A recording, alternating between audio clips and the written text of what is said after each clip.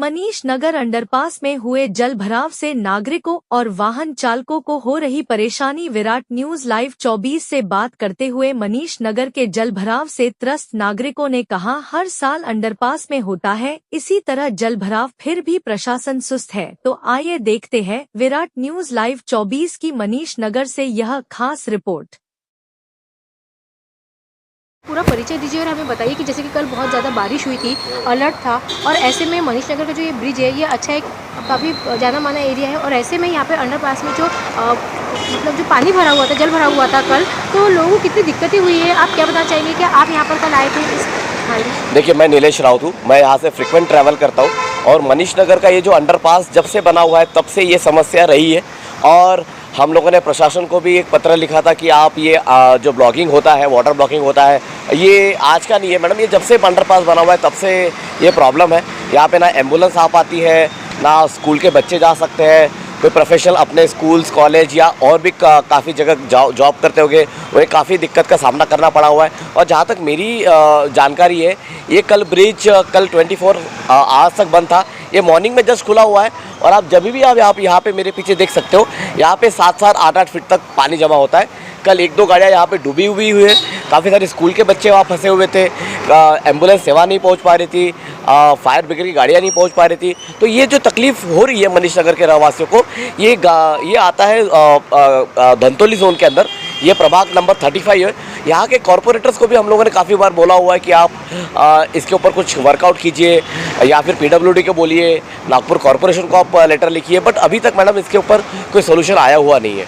अक्सर जैसे कि हम देखते हैं कि इस बार बहुत बारिश हुई, लेकिन पिछले साल भी तो बारिश काफ़ी हुई थी, तो पिछले साल भी यही हाल था? मैडम, पिछले साल भी यही हाल था, उसके पहले भी यही हाल था।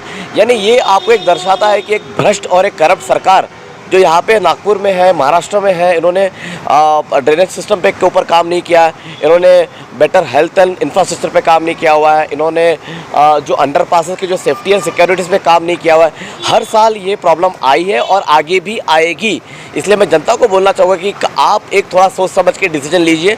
जब भी आप कोई सरकार को चुनते हो तो उससे एक अपेक्षाएं रखिए, आशाएं रखिए, ताकि जो भी आपके एक्सपेक्टेशंस है वो सरकार मीट कर पाए। और ये मनीष नगर का अंडरपास ही नहीं है, आप सुमलवाड़ा के पास जाइए, नरेंद्र नगर, जो कि अभी सरकार ने उस पर 8-8.5 करोड़ रुपए खर्च किया हुआ है। मैं आज मॉर्निंग में वहाँ पे जाके आया हूँ, जो PWD इंजीनियर मिस्टर विनय जी, उनसे मिला हूँ, उनके आर्किटेक्चर डिज़ाइन देखा हूँ मैंने, वो डिज़ाइन में भी फ्लॉज है। सिर्फ उन्होंने 8 लाख लीटर की टैंक लगा दिए और 40 HP के 4 मोटर्स, और वो भी मोटर्स कल बंद थी।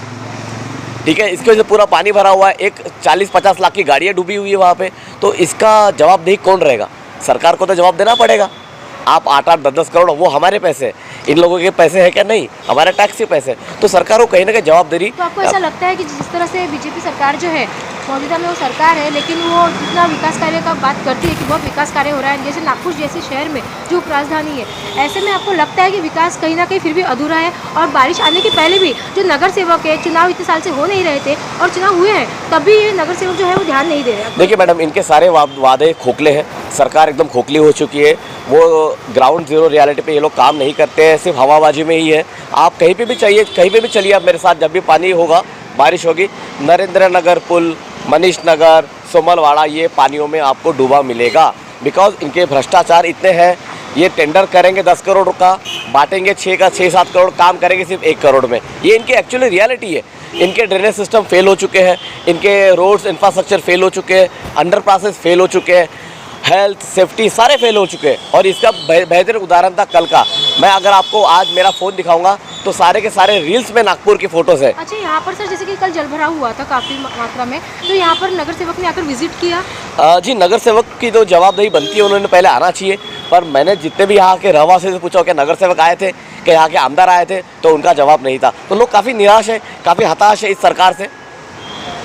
मैं अभी आपको मेरा मोबाइल की 2 क्लिप्स दिखाना चाहूँगा मैम। आप ये देख सकते हैं, ये यही के फ़ोटोज़ है सारे। ये देखिए, सिस्टम ने 8 करोड़ रुपए खर्च किया हुआ है नरेंद्र नगर पे, वो अभी भी वो डूबा हुआ है। तो इसका मतलब ये सरकार जवाबदेही नहीं है, सरकार कहीं ना कहीं रिस्पॉन्सिबिलिटी से भागना चाहती है। कब तक भागेगी सरकार? अभी आप सरकार से क्या मांग करना चाहिए? सरकार से मैं इतना ही मांग करना चाहूँगी कि जितने भी आपके अंडरपासेस है वहाँ पे कुछ ऑटोमेटेड सिस्टम लगाइए, ताकि आपके अगर इलेक्ट्रिसिटी फेल भी हो जाती है तो डिजिटल जनरेटर पे स्विच होना चाहिए। डिजिटल फेल हो जाता है तो सोलार पे लेके जाइए आप। आप ऑटोमेटेड सिस्टम लगाइए, आप AI इनेबल, आप इतनी हवा में बात करते हो, G20 समिट में हम लोगों ने AI में इतना इन्वेस्टमेंट किया, तो यहाँ पे इन्वेस्टमेंट लाइए, आप कीजिए।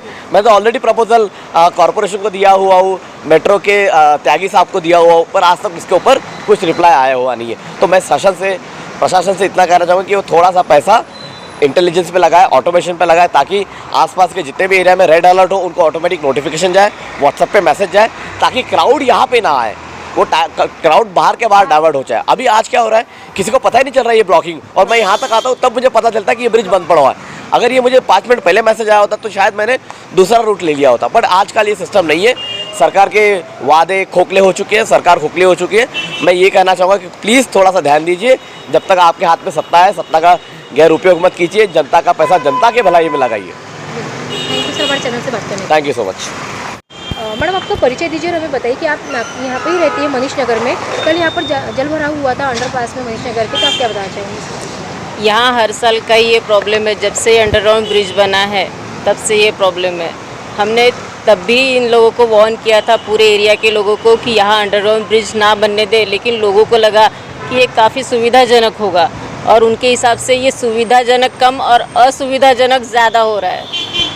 और यहाँ से अगर अभी बारिश होती है, 3-4 घंटे कंटिन्यू बारिश होती है ना, तो ये भी अंडरग्राउंड ब्रिज पैक हो जाता है, उधर का भी हो जाता है, शताब्दी चौक से जाने वाला रास्ता भी पैक हो जाता है। यहाँ से कहीं बाहर जाने के लिए रास्ता ही नहीं बचता है, और लोगों में इतनी समस्या है कि एक बार अगर बंद हो गया तो पकड़ लो 1-2 दिन तक तो वो खुलने वाला है नहीं। और इसमें से अभी ये अंडरग्राउंड ब्रिज बना है, 4 घंटे के बारिश में यहाँ से मेंढक सांप सब निकल कर आते हैं। आपने इस बारे में नगर सेवक से बात की? आपके नगर सेवक को हर साल निवेदन देते हैं, हर साल सबको बताते हैं, हर न्यूज़ वाले आते हैं, हर पेपर वाले में जाता है, लेकिन किसी का कोई फ़ायदा ही नहीं है। सबको बोलकर हम थक चुके हैं। यहाँ तक कि धनतोली जोन में हमने राष्ट्रवादी की तरफ से निवेदन भी दिया था, और यहाँ पर डेमो के लिए उनको बुलाया भी था, दिखाया भी था कि कितना तकलीफ़ है इन लोगों को, सीनियर सिटीज़न को कितनी तकलीफ़ होती है यहाँ से अगर कहीं बाहर जाना है तो, सब कुछ दिखाया। लेकिन यहाँ पे कोई ऑब्जेक्शन लेने वाला कोई है नहीं, और कोई कार्रवाई करने वाले कुछ करते हैं नहीं। एक्चुअली प्रॉब्लम क्या है कि यहाँ पे आवाज़ उठाने वाले कोई है नहीं, सिर्फ निवेदन देते हैं और चले जाते हैं। जैसे कांग्रेस जनता पार्टी रोड पर उतर आती है, वैसे यहाँ रोड पर उतरने के लिए कोई तैयार नहीं है, और उतरना भी चाहे तो कोई उनको साथ भी तो नहीं देता है। कल स्कूल के बच्चे लिटरली अपने घर 2-2 घंटे लेट पहुँचे हैं। सोचो कि मतलब ना वहाँ से आने के लिए रास्ता था, ना यहाँ से आने के लिए रास्ता था, तो 2-2 घंटे तक बच्चे फंसे रहे। सब पेरेंट्स लोगों को भी डर लगता है ना कि इतनी बारिश में क्या हुआ है, क्या नहीं हुआ है, एम्बुलेंस नहीं आ पाती है, सीनियर सिटीज़न लोग रहते हैं, सबका प्रॉब्लम है। और जब पहला वाला अंडरग्राउंड जब अनसक्सेसफुल था तो दूसरा बनाया ही क्यों? देखा गया है आज तक के इसमें कि सबसे बार जब से बीजेपी सरकार आई है तब से ऑरेंज अलर्ट हुआ है। तो इसके पहले भी अंडरब्रिज जो हुआ करते थे पर पानी जमा नहीं होता था, पर इस बार देखा गया है कि ऑरेंज अलर्ट ये बार बार हो रहा है। इसका क्या खामियाजा जनता को भोगना पड़ेगा, क्या बताएंगे? प्रॉब्लम ये है कि तब ऑरेंज अलर्ट इसलिए नहीं होता था क्योंकि तब पानी जाने के लिए ड्रेनेज बहुत अच्छे से सुविधा थी, सब कुछ होता था। अभी पानी जाने के लिए सुविधा नहीं है, रोड इतने ऊपर आ चुके हैं कि रोड पानी जाना है तो कहाँ से जाएंगे, गटर लाइन पूरी दब जाती है, और गटर लाइन साफ़ करने वाले भी लोग यहाँ पे आते हैं नहीं। और दूसरी सबसे ज़रूरी बात ये है कि रोड ऊपर आने की वजह से सबके घरों में पानी जा रहा है, वो सारे लोग आउटलेट ही नहीं है यहाँ पे। इन लोगों ने जो अंडरग्राउंड ब्रिज बनाया है, उस अंडरग्राउंड ब्रिज में मतलब यहाँ तक का लेवल रखा है, और नाला अगर ऊपर तक जाता है तो नाले का पानी भी इधर रिवर्स होकर आता है, फिर यहाँ से आउटलेट कहाँ जाएगा?